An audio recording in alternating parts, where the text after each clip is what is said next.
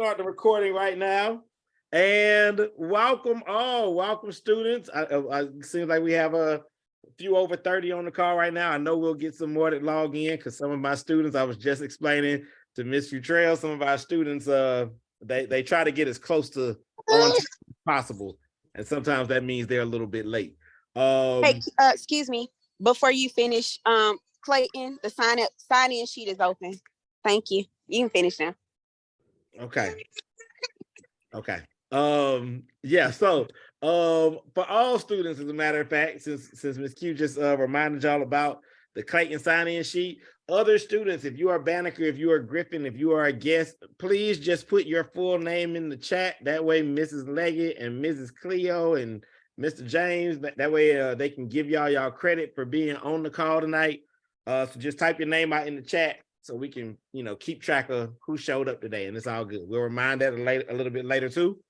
But without further ado, this evening's Motivated Monday, we've had a couple of students that kind of expressed some interest in architecture. And I was at a conference a few weeks ago and ran into one of my good friends.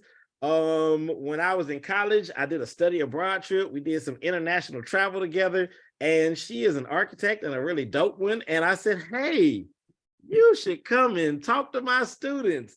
And she has invited one of her colleagues. I'm going to let them introduce themselves, and we'll just kind of let them talk about how they got into what they do, some of their path, college path, major path, and kind of what they enjoy about work right now. And then we'll do like we always do. We'll kind of open it up. And if there are any of you that have specific questions, you can put them in the chat throughout the conversation, or we'll ask them kind of towards the end of the conversation.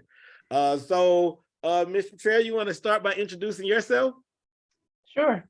I am Jestein Futrell. I have been in design for over 20 years.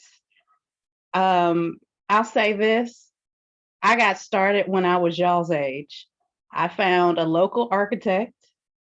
It was a Black woman here in Atlanta who happened to know my parents, which was even better to help negotiate. I asked essentially, can I work for you for free? Can I, create an internship? And she agreed, but what she didn't tell me was that she was going to pay me at the end, which I thought was so nice at the end. But that was a starting working point for me, getting exposure to commercial architecture. And I can tell you, it's been a whirlwind since then. I have tried my hand at many things in architecture. I certainly have not had the straight and narrow path that I feel like a lot of my colleagues were encouraged to do. I kind of found my own way, and I look forward to sharing more about that with you all today, but I won't hog the introduction time. I'll hand it over to Q. All right. Well, excuse me. Sorry, I have a frog that lives in my throat. He's paying rent, so don't worry about it. Just try to bear with me as I try to get through this. But first, I want to just thank the organizers and all you good young people who are on this call tonight for even having me on. I thank my esteemed colleague Jestein for inviting me to this call.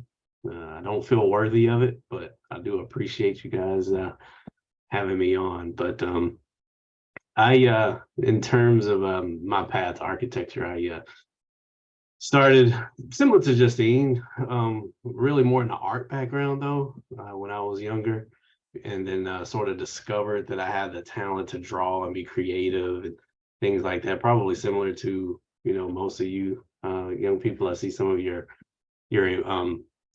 avatars displays a level of art, or at least the creativity. It's very, very similar how I started. And basically, I'm the youngest of three, so my oldest brother, both of my brothers basically sort of encouraged me. I'm from New Orleans, by the way, just as a background. And so they encouraged me to try to draw caricatures and, be an artist right there in Jackson Square, which is a little small area in New Orleans right there on the riverfront. and display. And they still do that to this day. There's artists, local artists that get down and line up in Jackson Square and sell their art. And so it just never really was something I wanted to do. I was very familiar with it at the time, growing up in New Orleans. So then sometime later, my oldest brother was like, well, hey, why don't you be an architect? And I'm like, well, what is that? And he was like, well, and we were standing in like a hospital or something. He's like, well, it's the person who designs and builds these buildings. I'm like, whoa, really? I'm like, that's super cool. So then as I got older and got into high school, I started to talk to, counselors and teachers, that offer the electives. And so I found out there was a drafting class available. I went to Marietta High School. I've been living here in Atlanta most of my life. So, they had it. So I took it and I immediately fell in love with the CAD software, which is the computer aid designing software. Most of you guys are probably already familiar with that. And then I just sort of took off from there and then started using some of my art creativity and blended it in with some of the mechanical drawing. And then that just started a love for it then. And then anyway, I ended up going to college for it right here. And now it's Kennesaw State, but it was Southern Polytechnic. Jestein and I both, we graduated together from there almost 20 years ago. Well, it's probably 17 years at least at this point. But anyways, it was a fun path. I enjoyed it, and now I have my own architecture firm here in my office. Nice. Okay, so I heard you both mention that, and so students, for those of you that don't know, what is currently the Marietta campus of Kennesaw State used to be a different institution altogether. So at one point that was Southern Polytechnical College. It was college, right? SPUSU. I know it was SPUSU. I know at one point it was college, but when we were there, it was Southern Polytechnic State University. Okay, Whole lot of words. I remember SPUSU, just SPUSU. Yeah. And so now that is kind of the Marietta campus of Kennesaw State. So they still do a lot of the math, science stuff, a lot of the STEM stuff of Kennesaw State. They still do on that campus because it was kind of a STEM school prior to that. That's good stuff. So we appreciate that for, you both kind of telling us that. Let me ask you this, right? And Jestein, you talked a little bit about your path being a little bit unorthodox. What did you two major in going to college, and did it change? I'm curious. Just curious. Well, I started out a major in architecture, and I actually graduated with that major, but I picked up on some other things along the way. At the time when I was in undergrad, I got a minor in construction management, which later in life turned out to work to my favor because I decided to go back to grad school, and I got a master's in construction management. But because I had that minor, it shaved off a whole year of my master's. So I was able to do my master's in a year.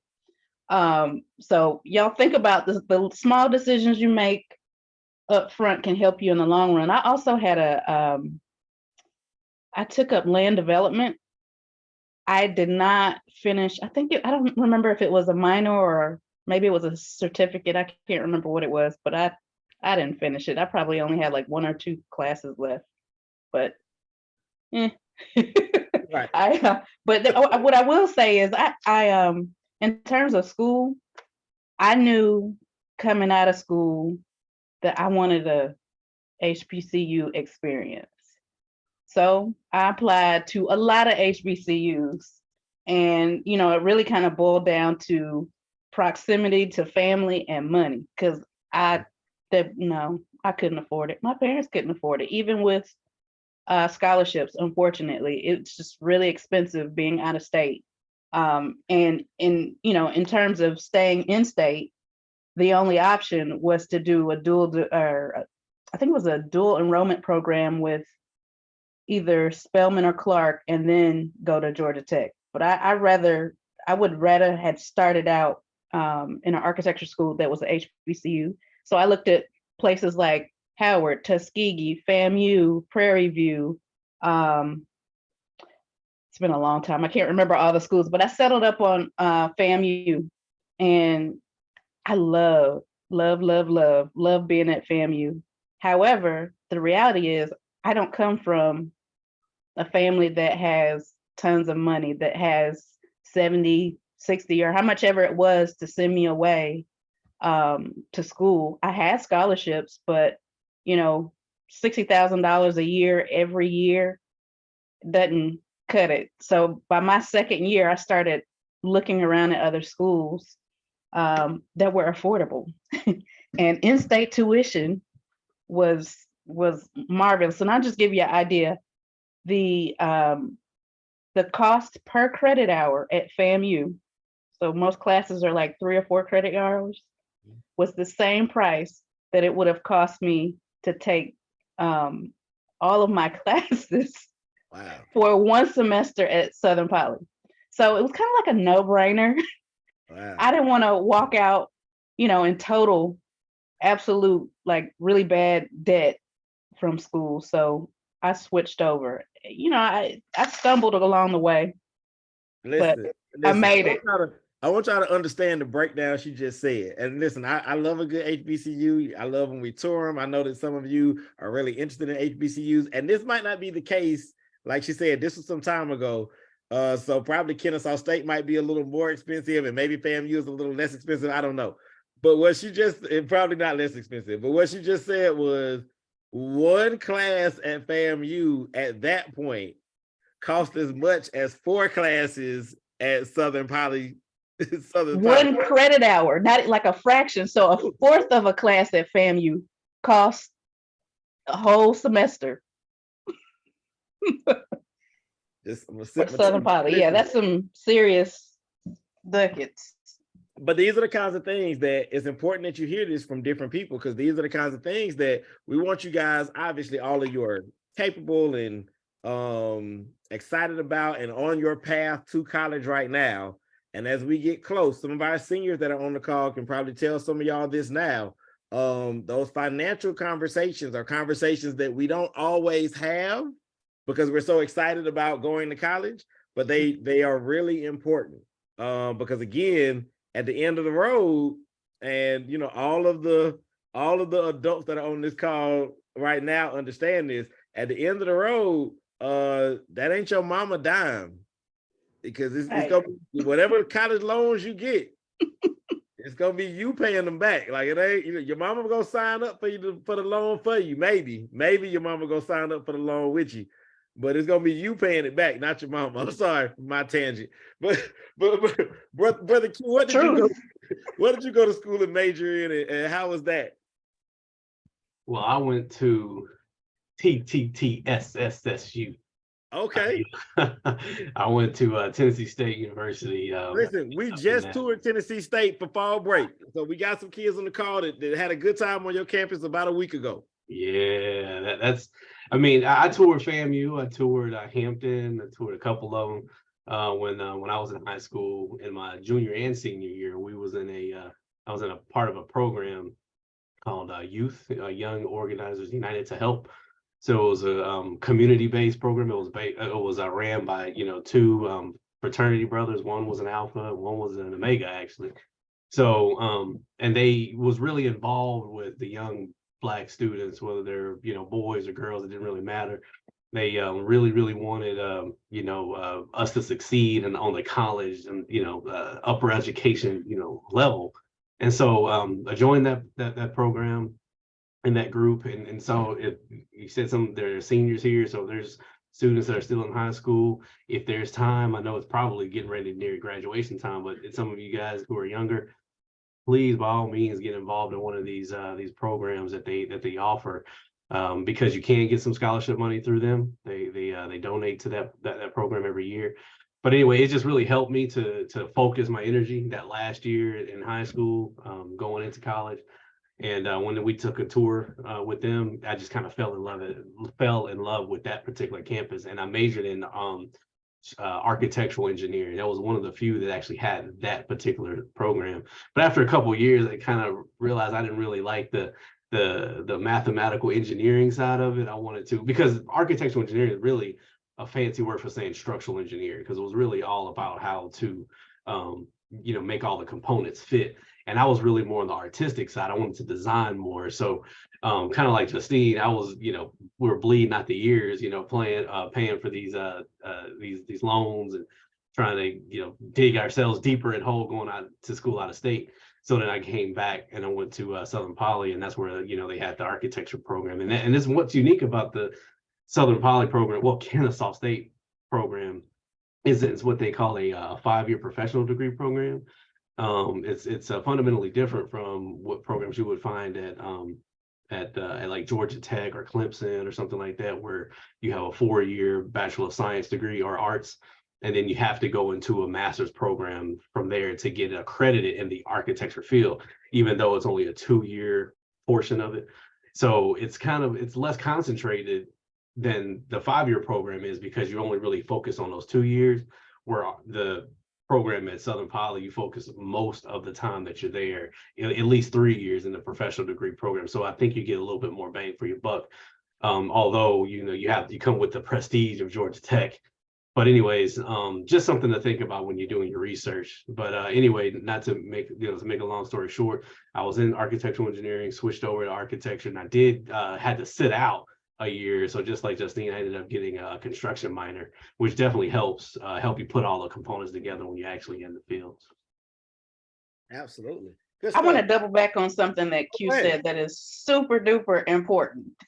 So if there are any people out here that know that they want to be an architect, I'm gonna give you a cheat code.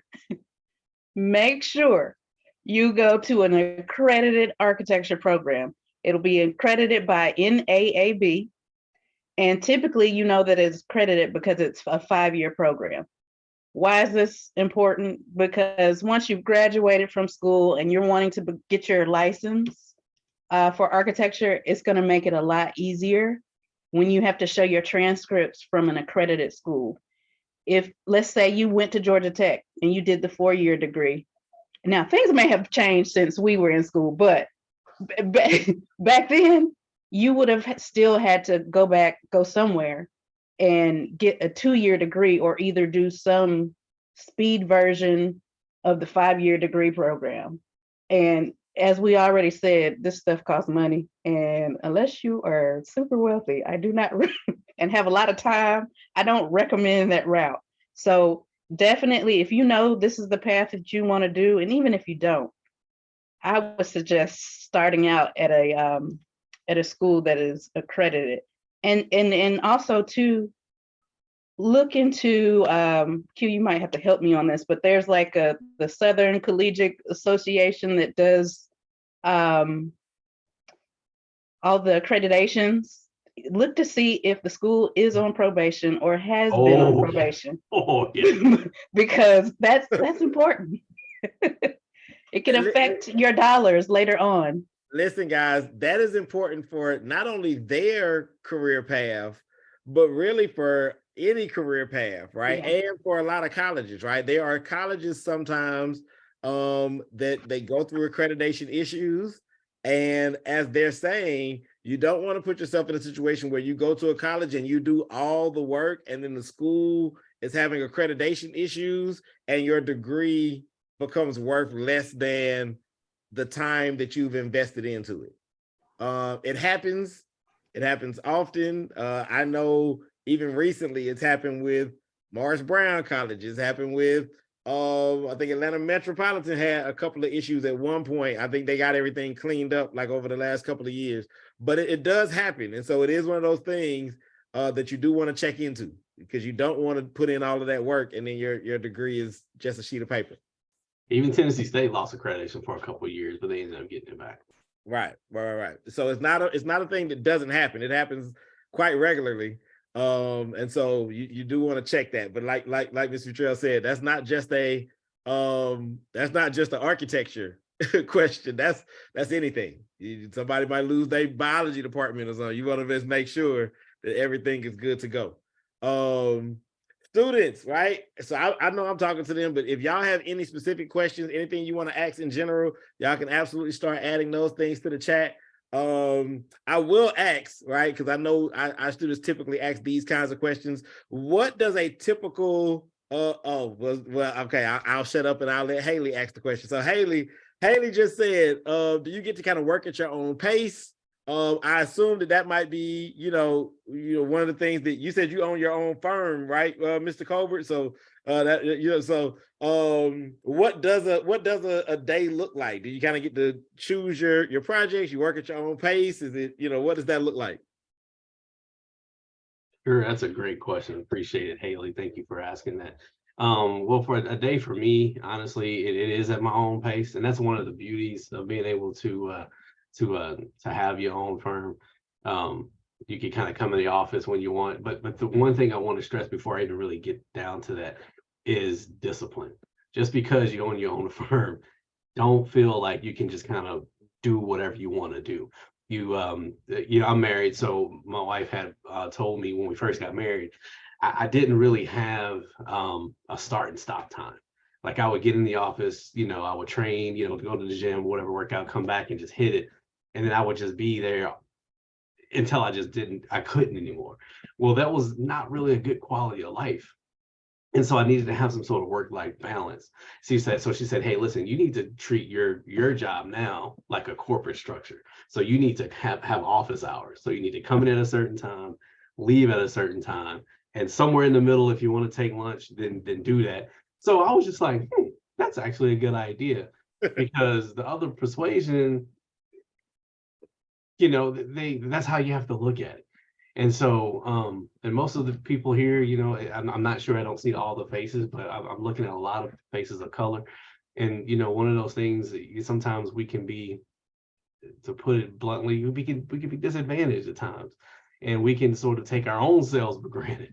And that actually loses a professional quality that you have to have if you started to look at your own firm. Even when you first get out, you probably won't have the opportunity to start your own firm because you need that experience. So learn from that structure, learn from the bosses, go in there, really, really look at how they structure things. Jestein and I are doing the same thing right now as we're taking the exams, really having to learn office structure, how to bill clients, soak up every ounce of that you possibly can, because you will need to know how to do that if you decide to venture off on your own later on down the line. But anyways, to get to the answer that you came for, was that a day in the life for me? I come in, I have a little bit of bite to eat, some cereal, usually some juice. I answer emails, respond to people I haven't responded to from the day before.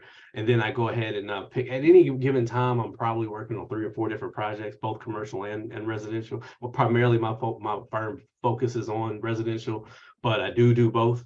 And so I kind of see exactly which one I want to tackle.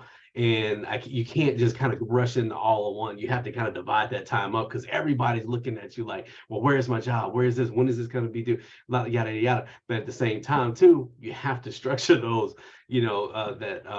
that process, that workflow, so to speak, and match it up to when your bills are due. Like, oh, well, hey, I got mortgage coming up, or I got rent coming up. Like, hey, I need to finish this project, or I need to be able to bill at a certain time to be able to make, my ends meet, because now you're on your own. You're not under a construction or a corporate structure where you're getting paid every 2 weeks or twice a month.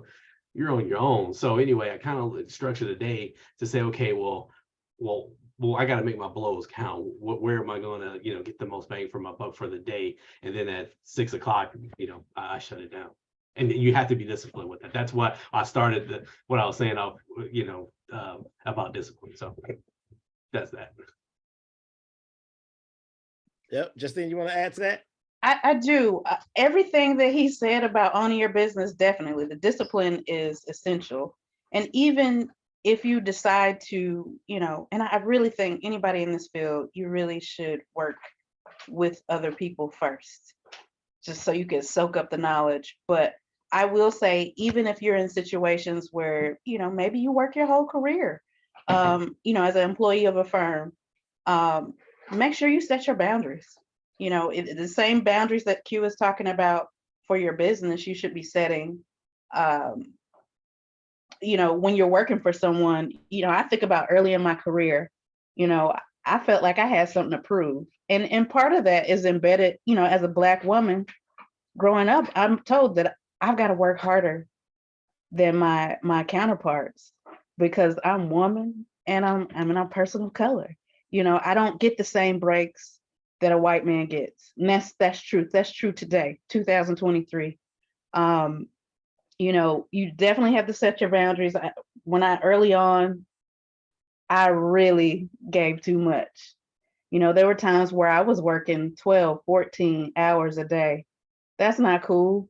It wasn't until a friend of mine said, you know what, you know, you make decent money, but if you really look at the hours that you're working, you're making less than minimum wage. And I was like, huh, that's that was a tough pill to swallow. And it put things in perspective for me.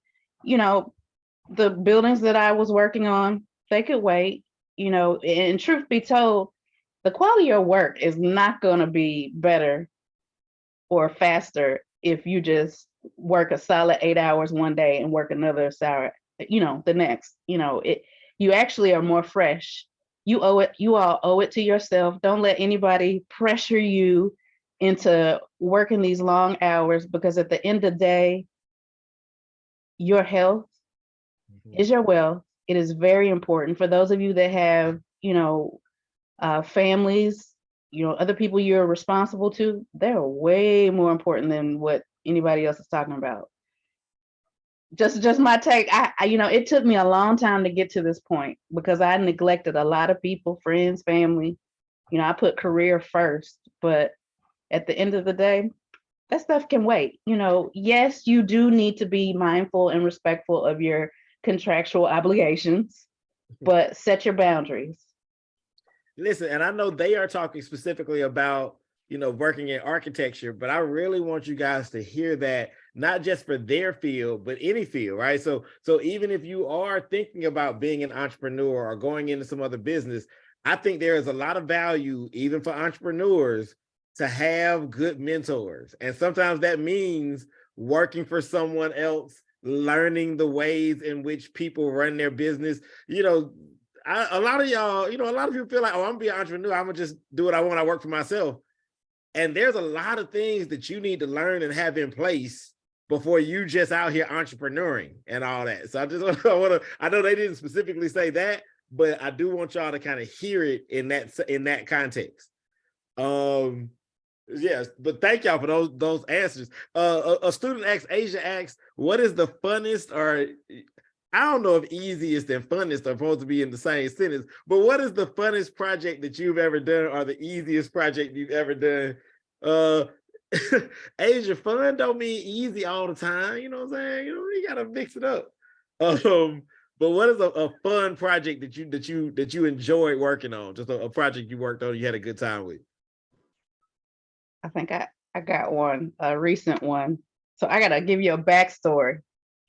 And it kind of goes back to how I met Mr. Stalin. So while I was in school, I really got so irritated with the architectural history courses, like to the point where y'all have to go Google this, but when I would have to write my papers, I would be listening to Dead Prez, Last Poets, Gil Scott Heron. Like I was not having what they were talking about, because all they were telling us about was European buildings that are just oh so great, which, you know, some of them are nice. Some, you know, they do, but it completely disregarded what a lot of, well, maybe all indigenous cultures have done. Like it made it seem like we didn't even exist.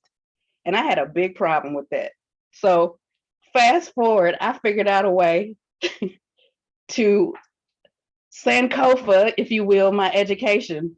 I ended up going on a study abroad program with Mr. Stallings, where it was an interesting study abroad, because it wasn't just something where, oh, we're just going to go and learn, yada, yada, yada. We actually were studying African retentions in American culture.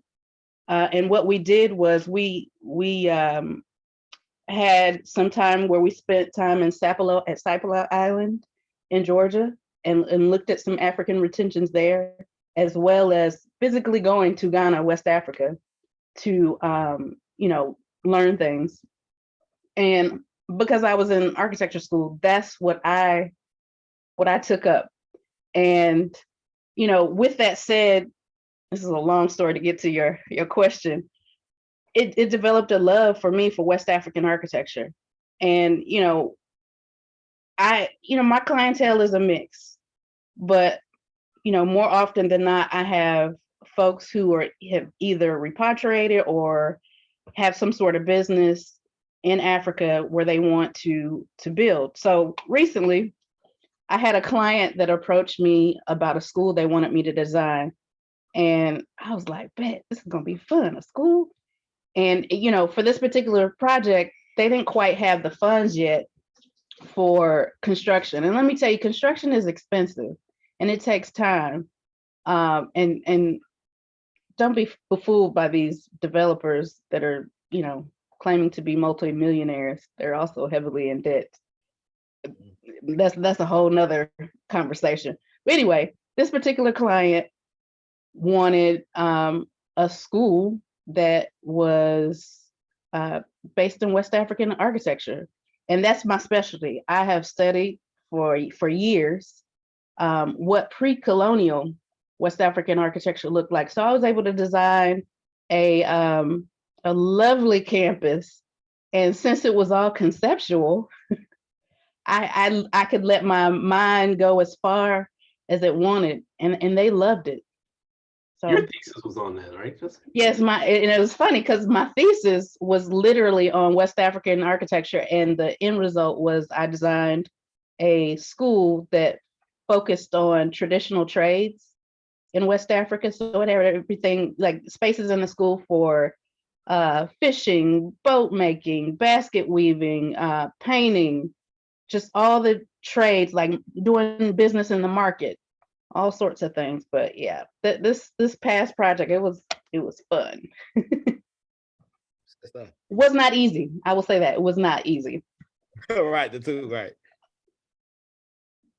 Mr. Q, anything in particular sticks out as a project that you really enjoyed? Yeah, I was looking through my files and I was like, oh yeah, I found this one. But before I hit that, I just wanted to say for that last comment, that last statement, is just soak up all the game. It's free. Like mentors, bosses, owners, they love when you ask questions and you get involved because they feel like that you're going to take that and really shoot some life into their firm as a young mind. So they like get it all from them. So if you wanted to be an entrepreneur, to do whatever it is you want to do, definitely you have to start somewhere, work under somebody, take it all in. I'm talking about like you're having a big meal or something. Soak it up every day and really engulf yourself in it. All right, I'm done with that. So yeah, so the easiest project, I would say it was just maybe a bathroom renovation or something like that.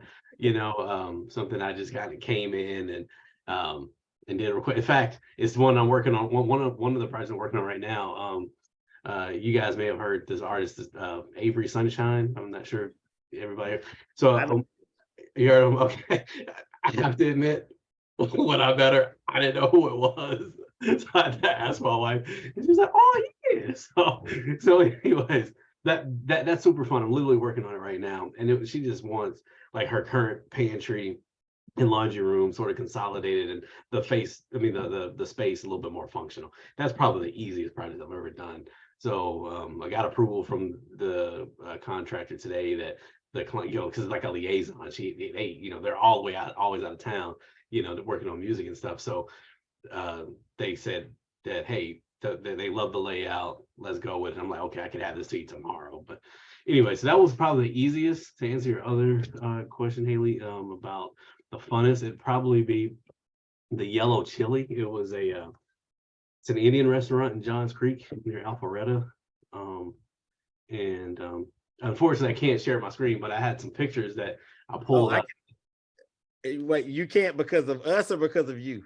I can let you share it. It's at the home. Okay, there it is. Okay, there you go. All right, so I'll just quickly just run through about 4 or 5 of these images. This is a project in.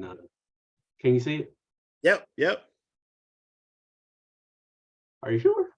I can see it. Okay, got it. Okay, so that's the lovely me when I was 60 pounds lighter. 5 years ago, right in front of the what they call celebrity chefs. So there's these boutique chefs who do, who are really famous for whatever cuisine. And so this guy was Sanjeev Kapoor over in Singapore, which is an Indian inspired. No, I'm sorry, not Singapore. Now I can't think of what it is. But anyways, and so this restaurant is inspired through his menu. And so I just took a picture in front of that. They had it kind of painted up there. And so anyway, this is a picture of the dining room. And the reason why I selected this picture as one of my funnest projects was because they literally said I can do what I wanted. You're not gonna, if you're an architect or you're thinking about doing architecture, in school is where you're gonna have the opportunity to do whatever you want. So really push the envelope and do what you want. Because when you get in the real world, you're not gonna be able to do that most of the time. That's just reality. So when you do have an opportunity, which comes few and far between, really explore your creativity here. And so this is what I was able to do when coming up with these wall panels that really was just glorified lighting fixtures. As you can see on the wall, I have just these wall mounted sconces, but at the same time, as the panel kind of comes up and snakes over the bulkhead, it houses the pendant light that goes over each table. So that's really what it was. But I really celebrated that aspect of each and every station or booth there. And as I move through, it's just a different view of it. These things that have these red LEDs around it, they're called ceiling clouds. So you'll see them in sometimes hospitals, doctors' offices, in their lobbies. You see these hanging down. So they didn't really do it right, because you see the black HVAC registers. They were supposed to go up where you see the LEDs, so you couldn't really see them. So they can really be a cloud, so to speak. The air was supposed to come out of there. And that's a component in architecture that you really have to sort of sink your teeth in, is building systems. So lighting, HVAC, how to heat and cool the building, outside of just functionality and moving through the space. You really need to have an understanding of some of how these building components work and how they're integrated into the space. So as you can see, there's the bar back there and just the other functional space. But that's pretty much all I had. And this is kind of something cool. Everybody, when they go to a restaurant, they don't have an outlet to plug their phone up. And or a purse ledge, to put your phone or your purse or your bag or something. So I created these little niches that had these ledges where you can put a bag there and you can plug up your phone. These outlets have USBs, connected to them. So I put those at every booth. And our students know all about that, because every time we take them to a restaurant, right, it's a race. As soon as we get in the door, everybody's racing to see where they can find an outlet. So our students would appreciate. Yeah, no problem. And that's all I'm going to share with you. I mean, everything else is back house, but I don't want to, continue to bump my gum, because I know I can. But anyways, yeah, that would probably be the funnest project I did, which is that. So go visit it. If you like Indian food, go to the Yellow Chili in Johns Creek. And Mr. and Mrs. Stokes, that sounds like a staff outing. I think we should run it one day and take pictures for the students. Okay. So Rick Tasia just asked, so a lot of your designs, right?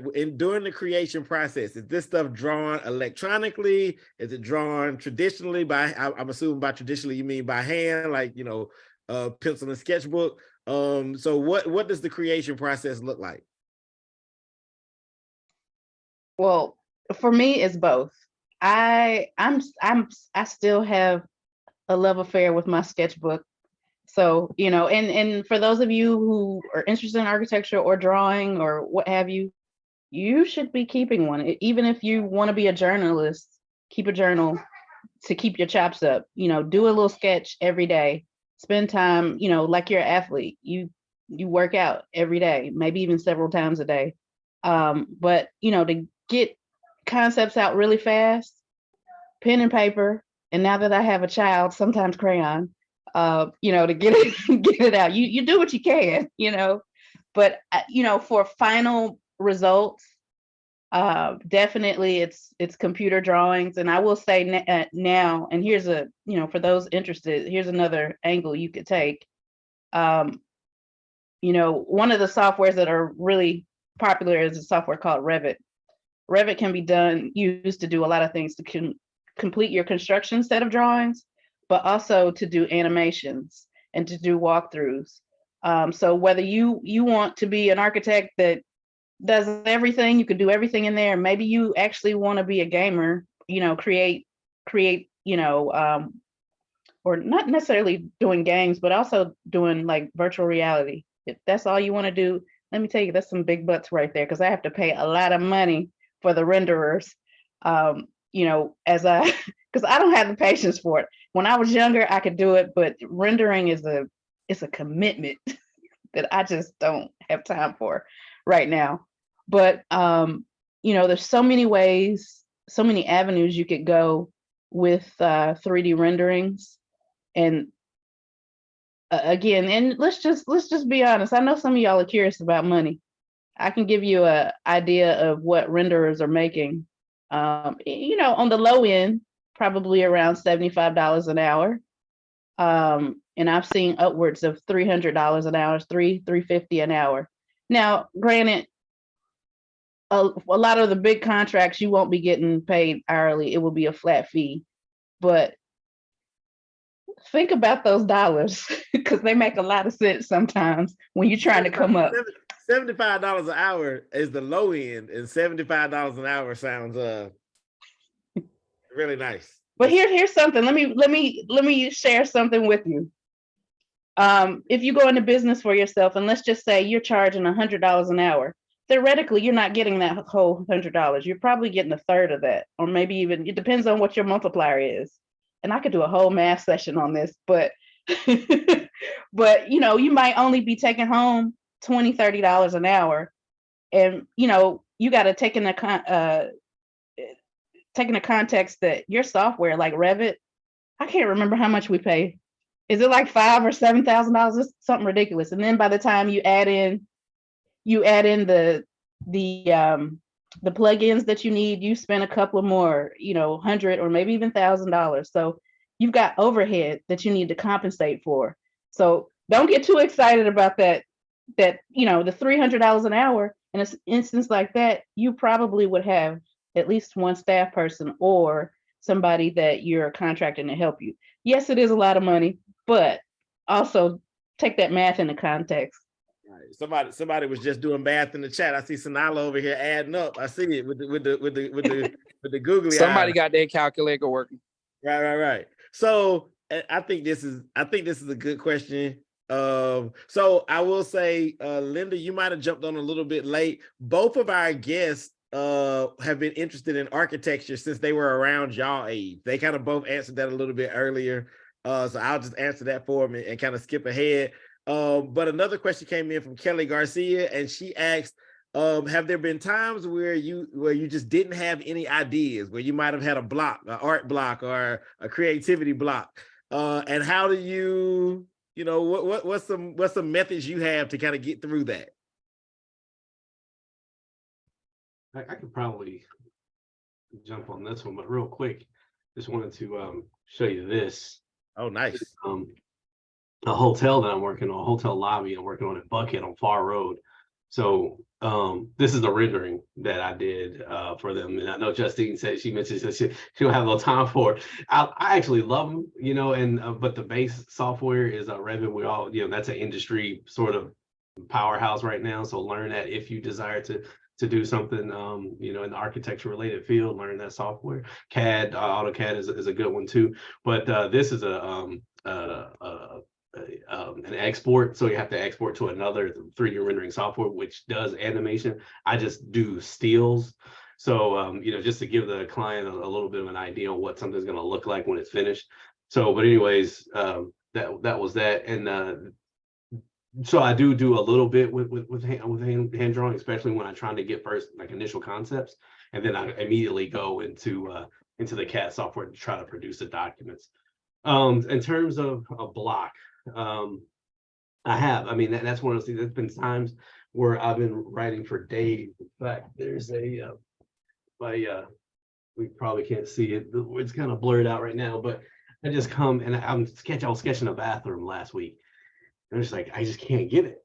And so I'm like, okay, all right, you know what? Let me go to, like Justine mentioned earlier, that you got to get rest, because if you try to pump out 13, 14 hours a day, you actually are being less productive than if you just call it quits, sleep on it, come back and really get to it. But it does happen, just like writers or just like anybody else can't solve something. Just kind of step away, take a back seat to it, and then just come back. I mean, obviously you're still on the clock. You don't have forever to figure it out, but it does happen. We're only human. Just keep with it, and you'll get over it. Good stuff. You got anything for that, Jestein? Yeah, same thing. I take breaks. For me, it may be a walk around the block. It may be my garden that really is not really a garden. It's more like a farm now.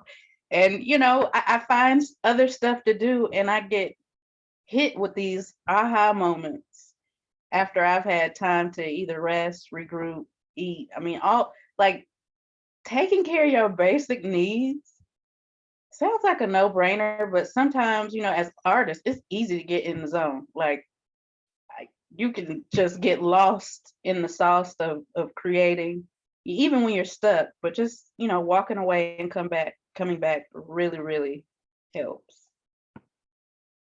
That's good stuff. That's good stuff. Guys, we got any other questions for our guests while they are on? Just gonna, I see the art block with we had two people that kind of asked about that artist block, so I want to make sure that nobody else had anything else in particular. Okay, just making sure. So let me ask this, right? Just because I'm curious. If the two of you weren't in architecture, what would you be doing?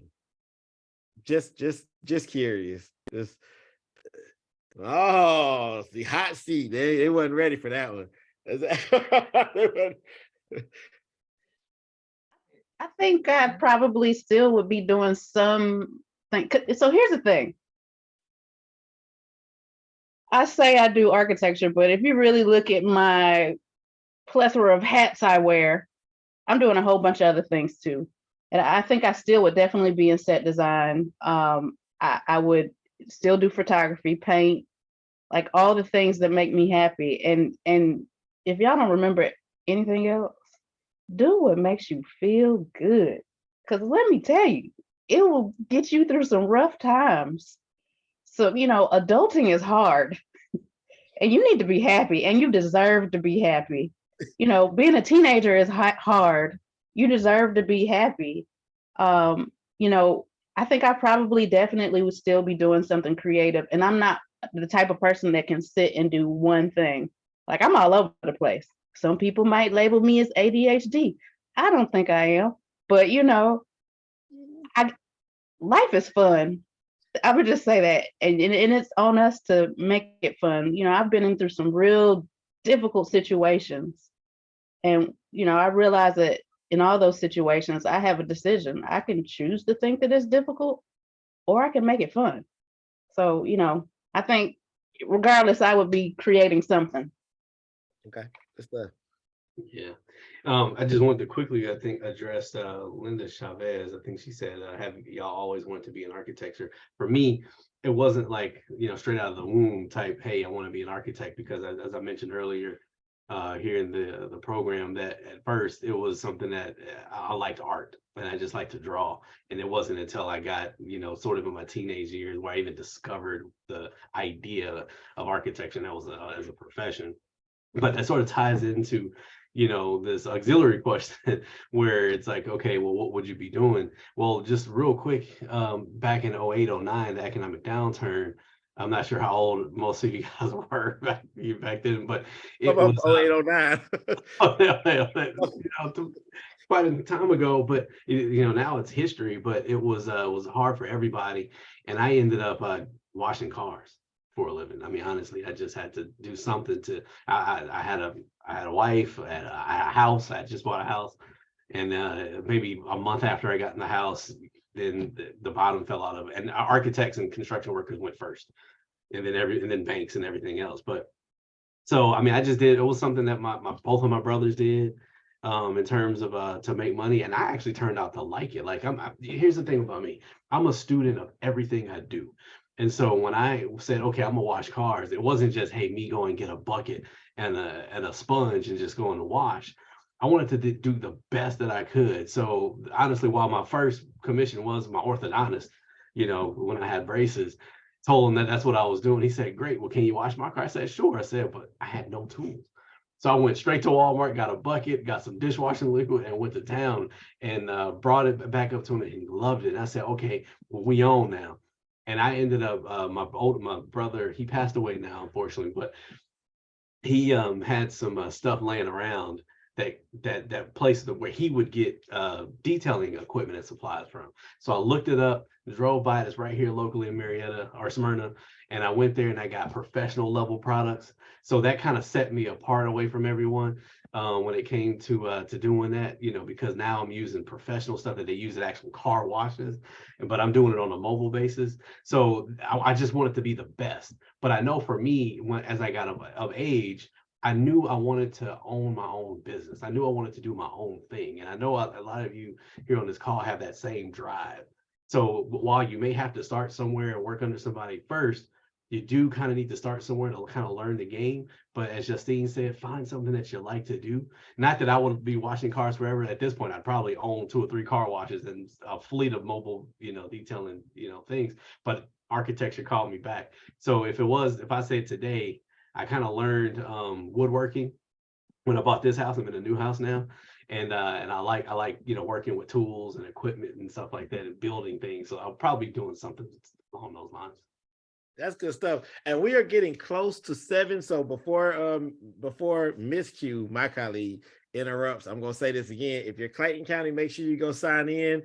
Everybody else, put your name in the chat so that you know, so that our staff can make sure they know who was here. We are close to the end, but somebody sent me a direct message, which I think is just a great question. I'm gonna ask Haley the question first because I think it's quicker, but I'll ask them both at the same time. So Haley asks, how long does a project normally take? But after Haley's question, I'll let you kind of both respond to this, and this will probably be the last one for the night. A student sent me a direct message and said, do you guys have an end goal, or would there be like a dream kind of final project that you would like to make before, or that you would like to work on before you end your career? So I think that's a really dope question. Thank you. They sent a direct message, so I won't say their name, but I think it's a really dope question. So you can just kind of answer both of those. How long does a normal project kind of take roughly? And would you have like a dream final project, you know, kind of dream project that you would love to do kind of before you end your career? Okay, so a normal project. So the projects I do are fairly large. They're anywhere from $1 million to about $300 million. Those take years. There are some smaller projects, even the $1 million projects. You know, I do some smaller ones that are under $1 million. They're still taking years because for me, I'm involved from the beginning when it's, you know, trying to figure out, can we afford this project? You know, which would be a feasibility analysis through the end of construction, and the end user is in, you know, using the space. So a lot of times years, because I'm involved in design and construction. The end game, I'm actually working on the end game. And here's the caveat to my end game. I realized that I cannot physically do everything that I want in my lifetime. So I spend time sharing my experience with people like you all, and also teaching. I really want to put Africa on the map. Like, it's a big continent, and it just behooves me how the country, or the continent that has the most countries, is not included in education in terms of architecture. So I've been working on some things in that realm, as well as just being a triple threat, you know, in terms of doing design, construction, and land development. So by the time it's all said and done, I will have designed, built, and probably owned some of the concepts that I have, and that it's an active thing. And if I you know, check out before then, I have a lovely child that's already on it. Good stuff. That's good stuff. That's real. That's real. Yeah, for me, I have a more of a smaller project scope. Like I said, I do mostly residential work, but I do some commercial projects, but they're not as large as the ones that Justine is involved with. So my projects would range from a couple months to yeah, like so maybe like 2 months to like maybe 6 months. Some of these larger ones, may last closer to a year, but nothing ever over a year. I try to get in and out and get on to the next project. But there's no right or wrong answer to how long does a project take. It really just depends on the scope of it, like the size of the actual project and how much you're actually doing, whether it's a new construction, like a new concept build, or something that's existing that you're having to try to transform. So that pendulum scale can be as long as you want it or short as you want it, but it can take as long as the client allows you to take it. A lot of times you have to set an end before you even begin in a contract, like, hey, well, the owner kind of said that, hey, I don't want this to go over 6 months, and you have to kind of stay within those confines in terms of your contract agreement, whatever that's set. But there's no real equation to figure that out.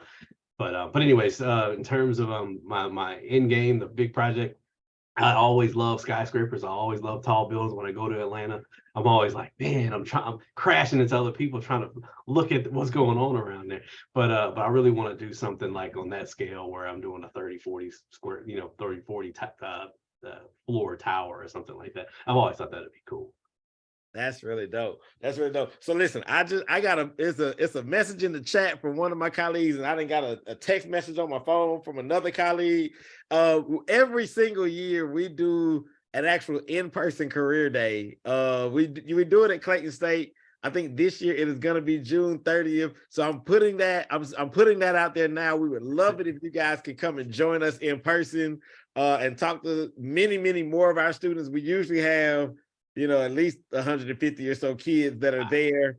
And so I'm putting that out there. I'm so happy that y'all agreed to come and speak to us tonight. I'm very, very appreciative. Y'all gave our students some outstanding information.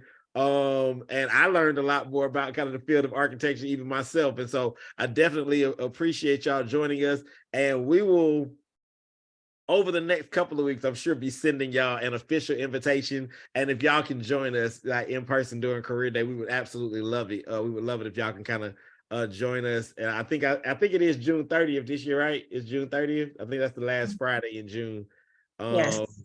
June 30th, right? And we do it at Clayton State. That's correct. Yeah, it's a great day. We have a lot of different professionals that come in, so it's usually a really, really cool event. So we would love to have y'all join us if y'all are available on that date. So I just want to put that out there because a couple of my colleagues that said, hey, we should make sure that they know. So I'm gonna say it out loud. Students, Ms. Q just put an evaluation for tonight in the chat. All students, please do it. So if you're Griffin, if you're Banneker, if you're a guest, just do the evaluation. We like to know what you learned and maybe if there's any other careers that you're interested in us trying to invite in. Yes. Okay. Yes, Rick Tasia. Yes. Because I think Rick Tasia might have asked me a couple of weeks ago when we were going to have an architect on. So you're right, Rick Tasia. The day has come. We had some architects on the call. So I'm glad that you were here to get all of this good information from them. Yeah, so I like to keep people. I like to be on time. I like to make sure that we respecting people's time. I know y'all have families and everything else, so we greatly appreciate y'all for joining us. And I don't have anything else. Anybody else on the team, any staff, or want to say anything? For students that are interested, Ms. Futrell just put her email address in the chat, she put her email address in the chat, I believe. So if you have some questions that you didn't want to ask here and you maybe want to ask something offline, she's inviting you to do so. So you can copy that down. Yeah. I have one thing to say. Y'all already know. Clayton, I just said it. go sign in. I just said it. Like, It doesn't matter. We say it 50 times and they still don't do it. So one more isn't gonna hurt. and Mr. Colbert also just put his email address in the chat. So if y'all do have questions, like I said, any other questions that come up, y'all can feel free to kind of take those down and send those through. But like I said, we greatly appreciate y'all. Thank y'all so much for joining us. Thank you so Thank you. much. You're very welcome. More than welcome. I really appreciate this. You guys have been great. Thank you for the opportunity.